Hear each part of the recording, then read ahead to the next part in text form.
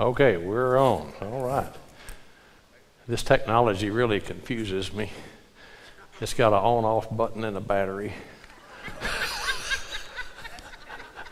I'm old school. You know, Pastor Matt and Mike, work off their little iPads up here. I write it all out, handwritten. Anyway. Okay, good to have you. I think you can turn it down just a little bit. I don't want to hear myself quite so loud. Anyway, appreciate you coming out. I told Kathy, after coming out of the wind today, I thought, if I didn't have teaching out, I think I'd stay home. Anyway, so I appreciate y'all coming out. Anyway, okay, so we are in 2 Samuel. We always do a review, and especially going through a storyline like this. It's when you watch these series on TV, some of them, one episode goes into the next, and if you don't watch them in order, you miss out. And that's kind of how most of the Bible is, especially the Old Testament, is telling stories. It's not like the TV series where every episode is in and of itself, and you can just watch them here and there. So it's important to kind of realize where we've been so you'll understand what we're going through tonight. So we've just started 2 Samuel. We're taking about a chapter at a time right now. At the end of 1 Samuel, King Saul and his 3 sons have been killed in battle with the Philistines as we closed out the 1 Samuel chapter 31. And then in first chapter of 2 Samuel 1, David hears about Saul's death and he laments. And then he realizes that his time has come. For 12, 13, he was anointed about age 15, we believe, and so he's about 30 now. So, for 15 years, he's kind of been waiting for his time to come as the next king of Israel. But he never really knew when that would be, and it seemed like it took forever because Saul was chasing him, trying to kill him, because Saul knew that David was anointed to be the next king, but Saul was jealous. Saul hated him. Saul wanted one of his sons to be the next king. Well, now Saul has died, and David and his men are kind of hiding out in Ziklag, which is far south Judah, kind of on the border with Philistia, and Saul's dead, so what do you do now? And what we learned was that the very first thing David was prayed, God, what do I do now? And we use that as an example of how each of us need to use prayer as our steering wheel. I quoted Corrie ten Boom, who said that prayer should be your steering wheel, not your spare tire. If you're driving your car, down the road, and as Pastor Matt said in the sermon 2 or 3 weeks ago, there's a ditch on the other side. For every mile of road, there's 2 miles of ditches. And it's so easy to get off the road one way or the other if you're not paying attention. Thankfully, we have the little bumps now that kind of wake us up a little bit. But, as we drive through the road of life, a lot of people kind of think of prayer as your spare tire, where you're in control, you do what you want to, you run your own life, but it gets to where you don't know what to do. You take out the spare tire of prayer and you pray about it because you've had a blowout or a flat in your life and don't know what to do, so you sense that you're no longer in control, so you kind of use God for a backup system. But Corrie ten Boom and I think David here used God as his steering wheel. So that was the first lesson from last week in chapter 2. We also learned that David was made king over Judah, that southern tribe of Israel. Those were his people. He was from Judah. David was from the tribe of Judah.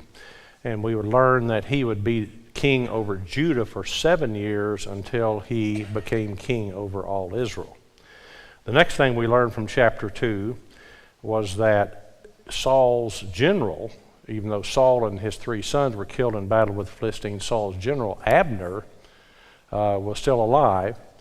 And Saul had left one son not going to battle, anticipating that he and his other 3 sons would be killed.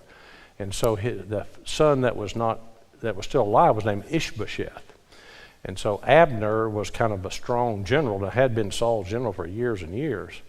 And he really would prefer to be king himself, but he kind of made Ishbosheth a puppet king, so to speak. But Abner himself was really the strength. Then also Abner wanted to challenge David, and Abner and the rest of his army wanted to challenge David and David's army to a battle. So David's general was Joab. So Abner sent message for them to meet at the pool of Gibeon, and this is in the tribe of Benjamin.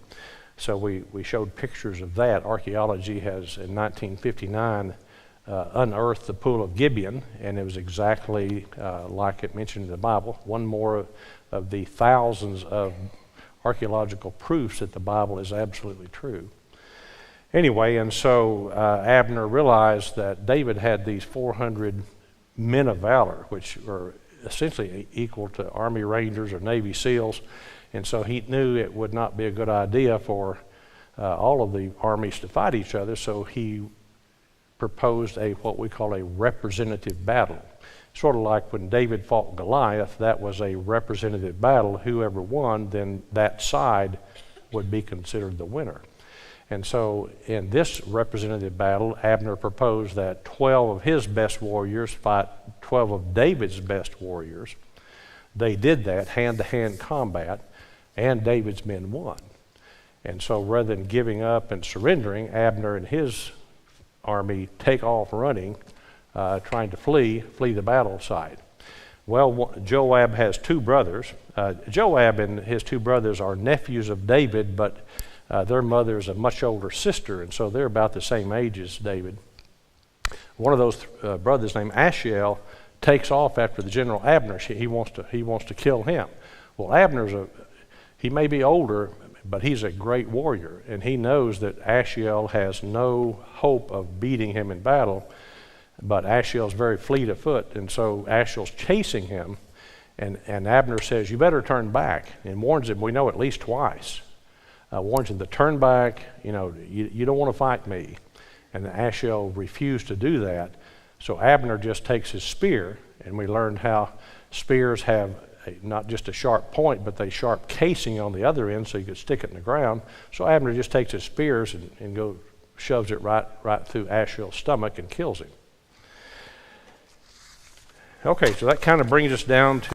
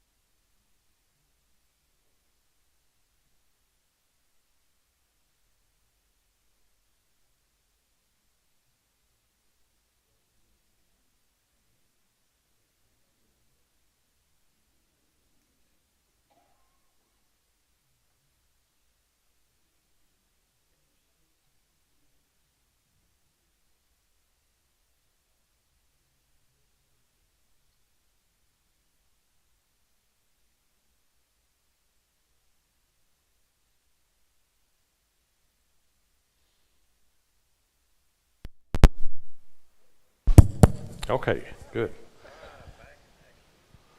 I have to talk with my hands, so I didn't really want to hold this thing. Okay, chapter 3. Chapter 3 is not an encouraging chapter. Let's just put it that way. It's kind of like, the main characters are David, and then his general Joab, and then Saul's general Abner. 3 great leaders. But none of them really act like they should. And we kind of see the humanity of all three of them. Even David. Often if you really don't really look at these 1st and 2nd Samuel and 1st Kings very closely, you kind of think of David's reputation as this great godly king, and he kind of had one big boo-boo with Bathsheba, and other than that, he was untouchable. But, here one more time, we find that he had some issues just like us. He just sometimes gets a little selfish and self-centered. And so did Abner and Joab. Okay, let's get going. Now, we're going to start in verse 2. We'll come back to verse 1 in just a second. There on the lesson sheet tonight, we're reading from the New International Version. Sons were born to David in Hebron. So David has come from Ziklag, and all his men, they're now living in Hebron, which is the capital of Judah. So sons were born to David in Hebron. His firstborn was Amnon, the son of Ahinoam of Jezreel. His second, Chileab, the son of Abigail, the widow of Nabal of Carmel. The third, Absalom, the son of Maacah, daughter of Talmai, king of Geshur. The fourth was Adonijah, the son of Haggith. The fifth, Shephatiah, the son of Abital. And the sixth, Ithream, the son of David's wife, Eglah. These were born to David in Hebron. Okay, so let me read you a quote here to tell you what's going on. In ancient Near East, a king's reputation and power could be measured in the terms of the number and the beauty of his wives and the number of his sons. So this was culture. So marriages were often arranged to create political alliances. And so, if let me just put out a scenario. This is not a political statement at all, but let's just say that United States has a president that the area you're from is not really supportive of, but if his wife is from your area, that gives you a little more indication, well, she's one of us, and so, that kind of makes you feel a little bit better towards the top guy. And that can work both ways, but I'm just saying that's kind of how people are, like she's one of us. So this is kind of what David is doing here. So first put up the map of the tribes of Israel. Okay, so the southernmost tribe, kind of the orange one, and what the little yellow spot in the middle is, the tribe of Simeon, was actually kind of inside the tribe of Judah. So that's the tribe of Judah, and right in the middle of that is Hebron, the capital. And so we know that Abigail, we read about her in chapter 25 of 1 Samuel, is one of the wives, and I think he married her because she is so wise. If you were here for that lesson, or if you read chapter 25, an incredibly wise woman. I mean, I can see why he latched on to her. So she was from Judah. Ahinoam was from Jezreel, and Jezreel is in Issachar, which is the red tribe far north. Okay, and then put up the next map. Okay, the third wife that's mentioned is actually a pagan. And she was the daughter of the king of Geshur. So here you have Jerusalem, and then Geshur was next to the Sea of Galilee, kind of north of the Transjordan tribes. And then wives 4, 5, and 6, it doesn't say where they're from. So at this point in David's rule as the king of Judah, he has 6 wives and 6 sons. And we assume they are chosen for not only for their beauty, but also for their political affiliations, other than Abigail, who's, I think, chosen because she's so wise. Now, you say, okay, that's a lot of women. Well, so that's cultural standards. That's just what they did in the Near East, in ancient Near East, was marry a lot of women to create political alliances. Well, what was God's standard? What was God's standard? There on your page, look at Deuteronomy 17. This is the law given to Moses, which David is well aware of. When you enter the land of the Lord your God, when you enter the land that the Lord your God is giving you and have taken possession of it and settled in it, and you say, let us have a king over us like all the nations around us, be sure to appoint a king over you that the Lord your God chooses. And that's been done so far. That happened with Saul, that happened with David. Okay, here's the next verse, 17. He must not take many wives, or his heart will be led astray. He must not accumulate large amounts of silver and gold. Then, verse 18, when he takes the throne of his kingdom, he is to write for himself on a scroll the copy of this law, taken from that of the Levitical priest. It is to be with him, and he's to read it all the days of his life, so he may learn to revere the Lord his God and follow carefully all the words of this law and these decrees. Interesting, huh?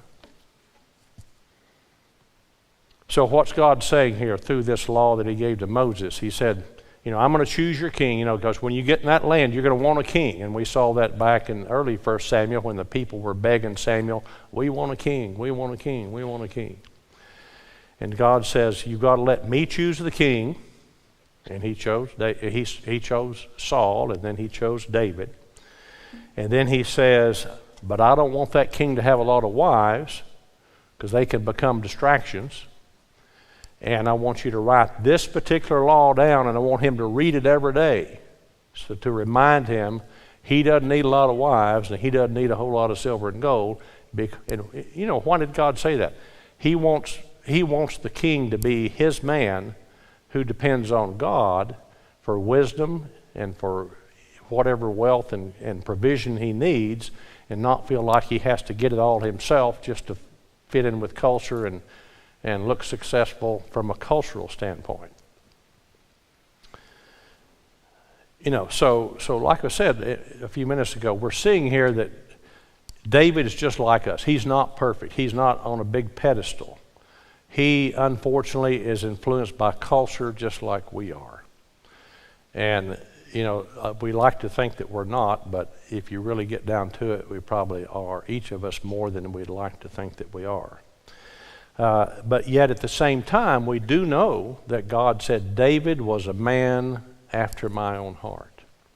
So God realizes that we are human, that we're frail, that we make stupid decisions and sometimes do bad things, but we can still be men and women after God's own heart if we're still trying to do what's best and using God as our steering wheel every day. Back in 1 Samuel 27, David went over to the Philistine side. He had been chased by Saul for 12 or 13 years, but God had protected him the whole time, given him many escapes from Saul. But David kind of lost faith, and he was either tired of that or believed God doubt God wasn't going to quite make it one time. But he went over and made friends with the Philistine king, and then lied to the Philistine king for 16 months. So not really exactly a life that we should follow. But yet he was still a man after God's own heart. So, on top of the fact he's taken all these wives, one of them is a pagan. And another law, I didn't put it in your lesson sheet, but in Deuteronomy 7, it commands the Israelites not to marry pagans because they can pull your heart away from God. And here David married a pagan wife. Okay, so now let's go to the next verses 1 and 6. The war between the house of Saul and the house of David lasted a long time, so it lasted several years. David grew stronger and stronger, while the house of Saul grew weaker and weaker. During the war between the house of Saul and the house of David, Abner, this Saul's general, had been strengthening his own position in the house of Saul. So we mentioned that Abner had put up kind of a puppet king, Ishbosheth, who was the last remaining son of Saul, but Abner was really in charge. Okay, verse 7 and 8. Now Saul had a concubine named Rizpah, daughter of Allah. And Ishbosheth said to Abner, Why did you sleep with my father's concubine?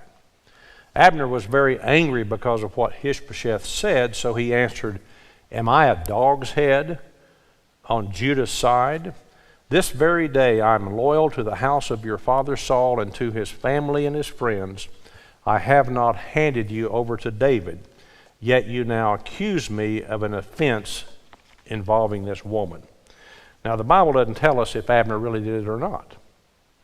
But we know that he's incensed by this accusation because, again, culturally in the ancient Near East, when a king died, his harem would pass on to the son who was the next king. So those women that were in the harem would pass on to the next son. So now Saul's harem, since Saul is dead, belongs to Ishbosheth. And it was considered treason for any man to sleep with one of the king's concubines. So Ishbosheth says, Am I a dog's head? So, we have a lot of little pet dogs. They're real cute. Back then, dogs were not pets.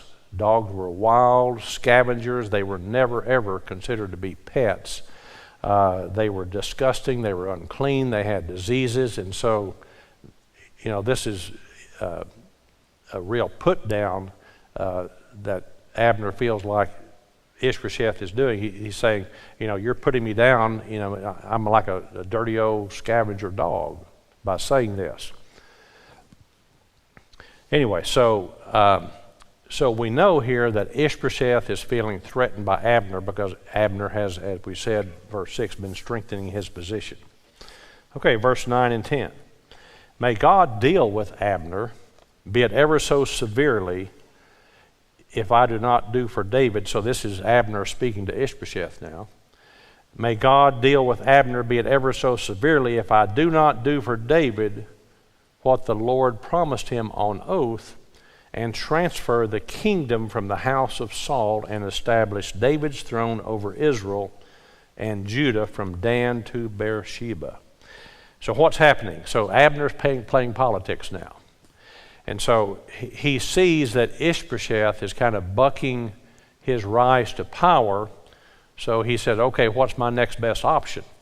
So he's saying, okay, so he's telling Ishbosheth, David has been anointed the next king of Israel. So I'm going to put my influence, whatever influence I have among Israel, the northern tribes, and I'm going to take that influence over and go to the tribal leaders, and I'm going to pull everybody I can over to David's side because you won't let me take over here. And you say, well, is Abner being magnanimous because he knows that David is truly God's choice for the next king, or is he really just playing politics and knows that if he does that and is able to unite Israel with Judah, David will be so thankful, and Abner has such a great position as Saul's general for years and years and years, that maybe David will make Abner the top general in the army of all Israel. So I kind of think it was maybe a little bit of the latter more than the former. Verse 12 to 16. Then Abner sent messengers on his behalf to say to David, Whose land is it? Make an agreement with me, and I'll help you bring all Israel over to you. Good, said David. I'll make an agreement with you, but I demand one thing of you.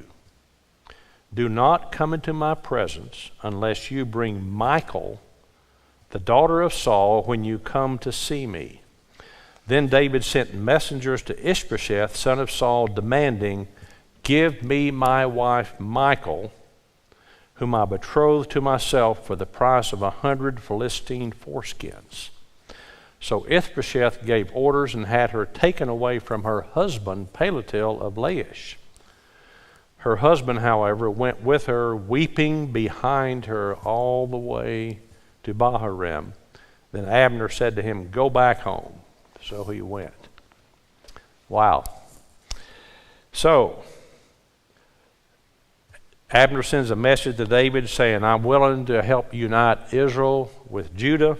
I'll use my influence. David says, I have one condition. You need to bring me my wife, Michal. Okay, so where's that coming from? So 1 Samuel chapter 18. Chapter 17, David has killed Goliath. He's about 17 years old or so, we think. Saul has promised, remember, Goliath is coming out every day and threatening the army of Israel. And King Saul had said, okay, whoever will fight Goliath and beat him, I will give one of my daughters in marriage and so much riches, and you'll be part of the royal family.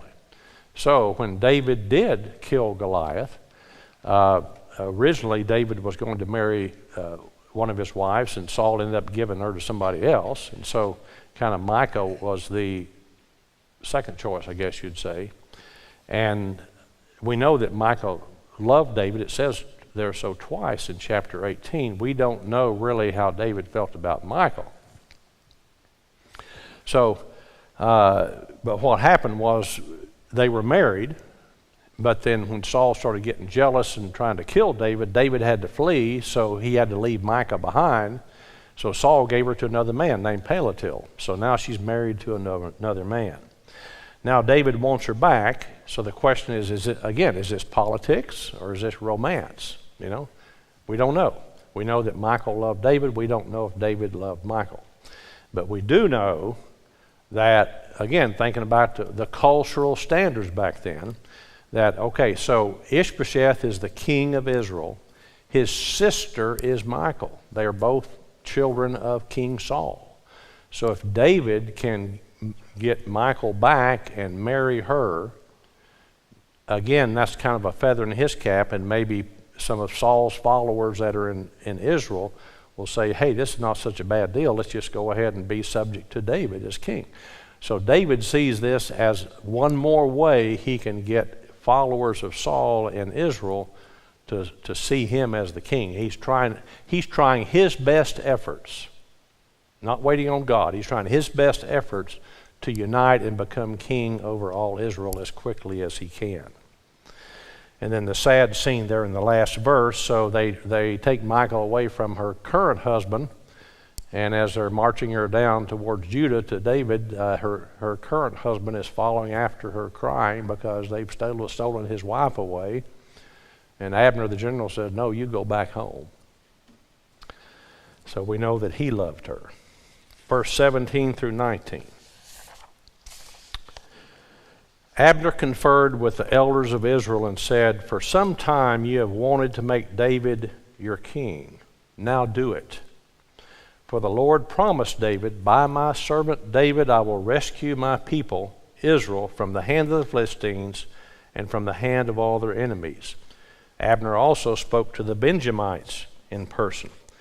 So once Michal has been sent back, before Abner goes down to David, he goes to all the leaders of the tribes of Israel, and specifically to Benjamin, because that's where Saul was from.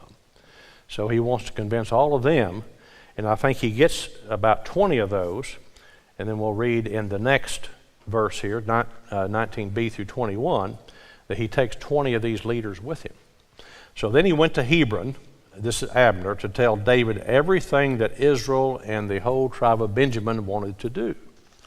When Abner, who had 20 men with him, came to David at Hebron, David prepared a feast for him and his men.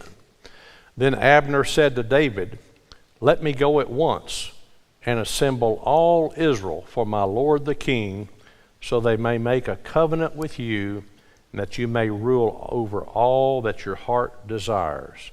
So David sent Abner away, and he went in peace.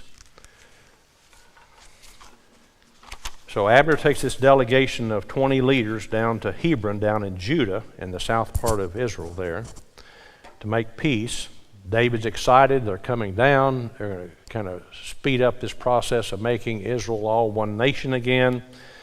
And they make a covenant with each other, and he says he sends them away in peace.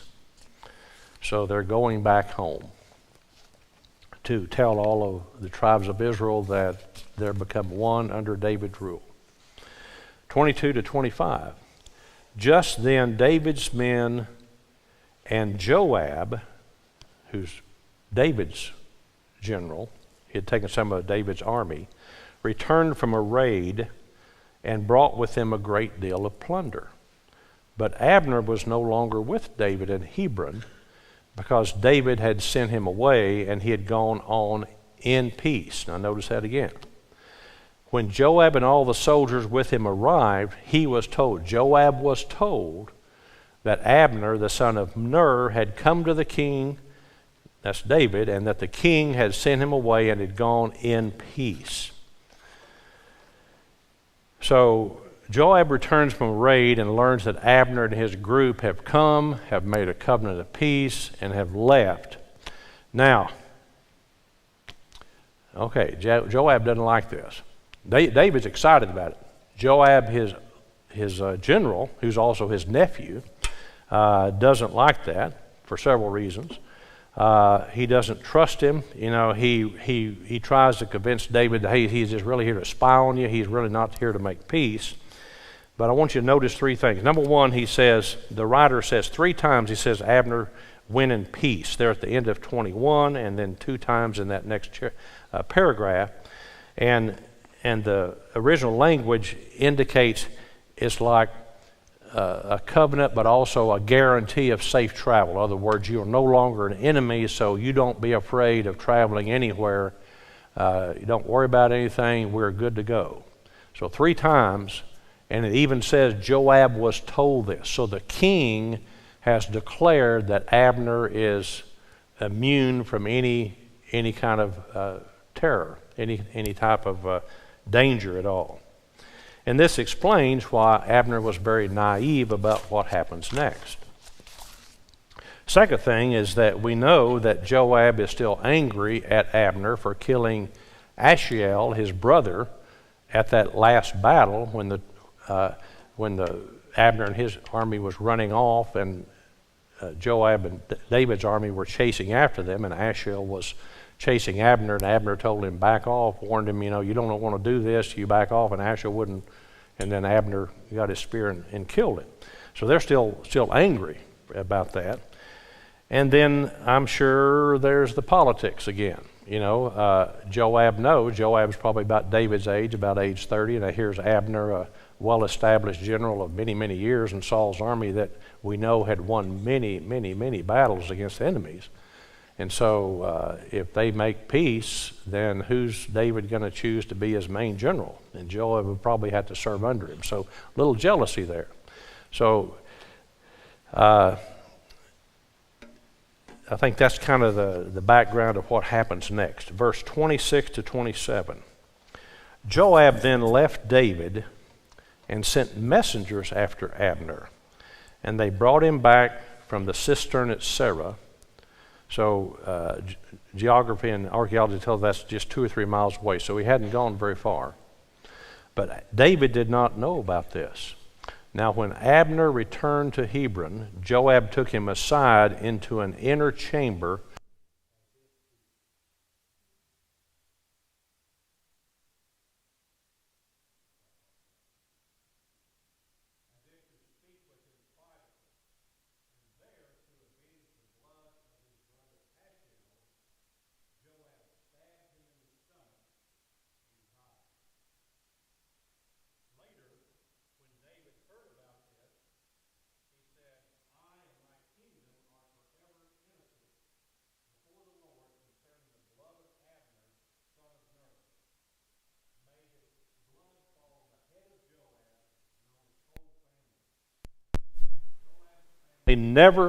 never be without someone who has a running sore or leprosy or leans on a crutch or falls by the sword or who lacks food.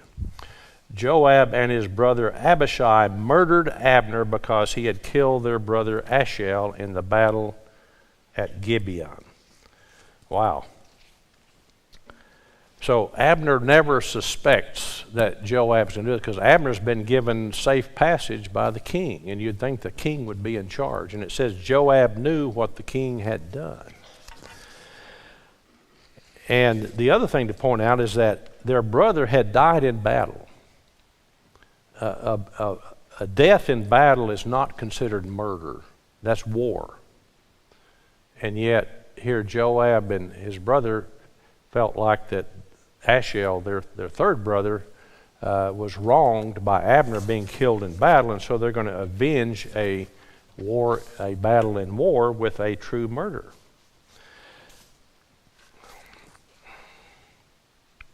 Okay, let's see here.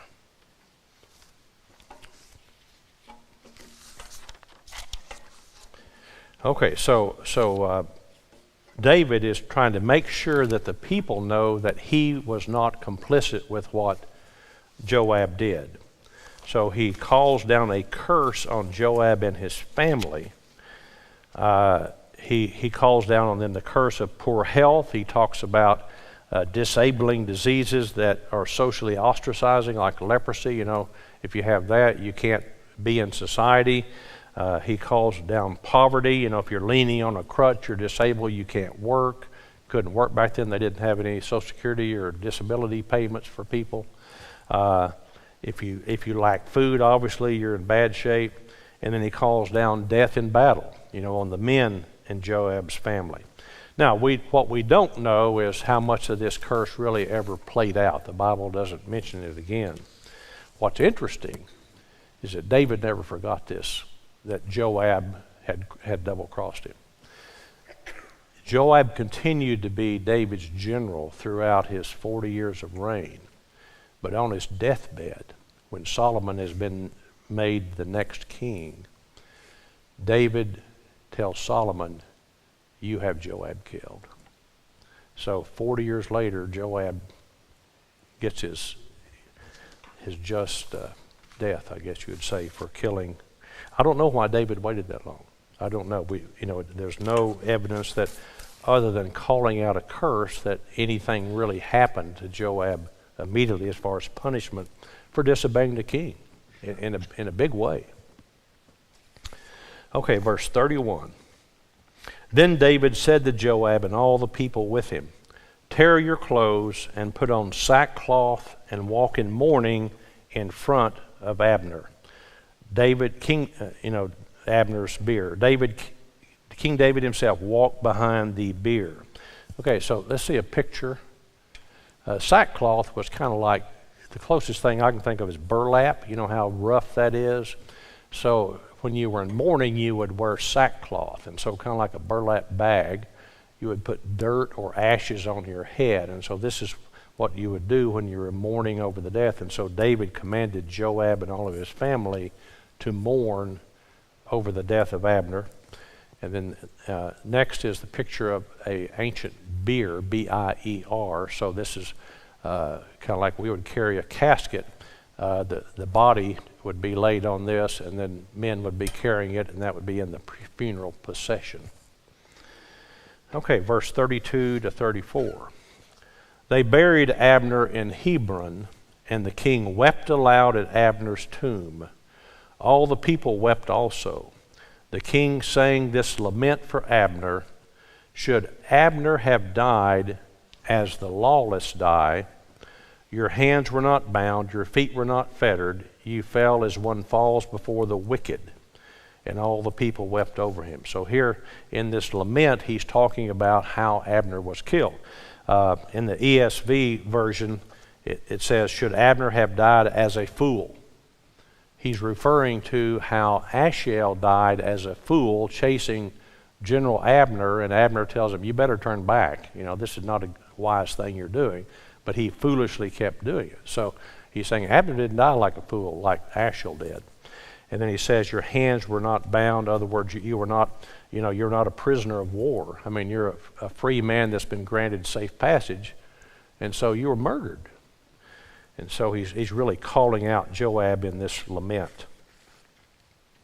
Okay, verse 35 to 36. Then they all came and urged David to eat something while it was still day. But David took an oath, saying, "May God deal with me, be it ever so severely, if I taste bread or anything else before the sun sets." All the people took note and were pleased. Indeed, everything the king did pleased them. So David is doing his very best to show them that he had nothing to do with the death of Abner. This is all on Joab. So he's they have big, I guess this is where funeral luncheon started, the funeral potatoes and all that. But David said, "Not for me," I am not going to eat today because this was not right. Okay, verse 37 to 39. And so on that day, all the people there and all Israel knew that the king had no part in the murder of Abner, son of Ner. Then the king said to his men, "Do you not realize that a prince and a great man has fallen in Israel this day? And today, though I am the anointed king, I am weak, and these sons of Zeruiah are too strong for me. May the Lord repay the evildoer according to his evil deeds." So what David's saying at the very end, even though he's the king, he's not really in a real strong position yet. Apparently, Joab and the sons of Zeruiah was Joab and Abishai and then Asahel who died. But apparently they were very, very strong and politically strong there in Judah, and the army was really in support of them. So David obviously didn't feel like he could punish Joab at this point, even though Joab was supposed to be his general, because he says there, "May the Lord repay the evildoer." In other words, God, I'm calling on you to do something to Joab. I don't feel strong enough to do this just yet. But I also wanted to focus on what he said about Abner there. Again, David, Joab, Abner, we've seen in this chapter, none of them were perfect. I mean, they all had, issues, just kind of like we have issues. But I think the reason David said this was because David was anxious to unite Israel. And here Abner was offering, basically the support of all Israel, his influence in all of Israel to bring Israel to unite with Judah. And he was calling Abner a great man because he was doing what God really wanted, which was a united Israel. So he says, "Today, do you not realize that a prince and a great man has fallen in Israel this day?" So that's our lesson, but I just wanted to mention, every time I read that verse, I think about one man. And those of you who've been here a while remember Mac McElreath. He actually died 5 years ago next month, right after COVID had started. He was not a real loud person. He was not a person that would get up and make speeches or anything. But he was just a salt of the earth, great man of God. After Kathy and I became members here, we got to know he and his wife, Stevie. When Mac died 5 years ago next month, he was 89. His wife had died about 1 year before that. Those of you who've been in Duncan a long time know that he started El Palacio restaurant in 1972, the Mexican food restaurant on Bodark. And a couple of years before his death, he was telling me, he said, when I put in that restaurant in 1972, I was the only place in this county you could buy Mexican food. And he operated that restaurant for 46 years. So he sold it 2 years before his death. He said, when I sold that restaurant, there were 19 places in the city of Duncan you could buy tacos. Anyway, but what people didn't know about Mac, and I didn't know this the last 10 years of his life, his family doctor, longtime family doctor Bill Edwards, retired, and Mac asked if I'd be his family doctor. And so I learned then, I didn't know this before, but he had a very rare autoimmune disease. It's called myasthenia gravis. And what it does, anytime you have repetitive muscle action, your muscles get very weak. So he could not speak for a long time. He could not walk a long distance. Any muscle that he wanted to use, he had to measure himself. But he never let on. I never knew this till I became his doctor. And so it was he kind of looked at it as his thorn of the flesh, but he never complained about it. Very few people other than his family and close friends knew that he had this. And just the way he conducted himself, knowing that he had these limitations, and he measured how he would speak, he measured how he would walk before he'd rest, so that nobody knew he had this. And that just so impressed me that, he just pushed on through. He just pushed on through. It was certainly not a good thing to have. He and Stevie invited Kathy and I to the walk for Emmaus, the walk to Emmaus. If you're ever invited to go to that, I encourage you to go. It's a non-denominational, very intense 3-day spiritual retreat. They have a weekend for men, a weekend for women, but it's one of the spiritual highlights of my life to have been able to go to that and experience that. And then after we came home, then I got to meet with the men of Emmaus here locally in Mac's restaurant. He had opened up one morning every week. The restaurant didn't open till 11, but he'd let us in about 6:30 and we'd have a Bible study and prayer session for a long, long time. So I just really got to understand how he was a man who lived for the kingdom. He was in the world, but he was not of the world. Everything he did with a spiritual viewpoint. And when I see this verse right here, I thought of him. And I've thought of him for so many years like that that's the guy I want to be like that. I want to be like a person that has looks at things with eternal significance. When he died, Pastor Matt had been with us a couple of years here in our church, and the day he died, I texted Matt, and I said, I don't know if you know Mike McElreath, but I said, today a great man and a prince of God has died. He is missed. But we all, we don't have to, he was never a in front type person. You don't, and most of God's children are not.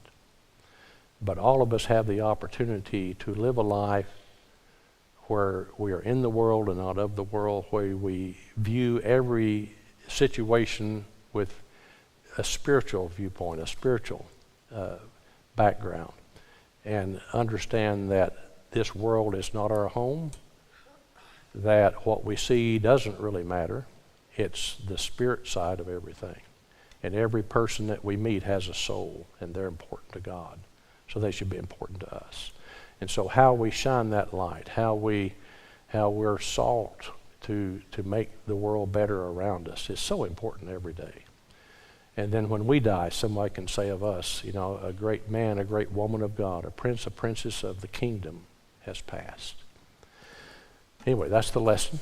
Next time, 2 weeks from now, we'll look at the next chapter. So if you want to read ahead, feel free. Let's all stand. We'll have a closing prayer. Thank you, God, for this opportunity to come before you, study your word, and see how we're all flawed.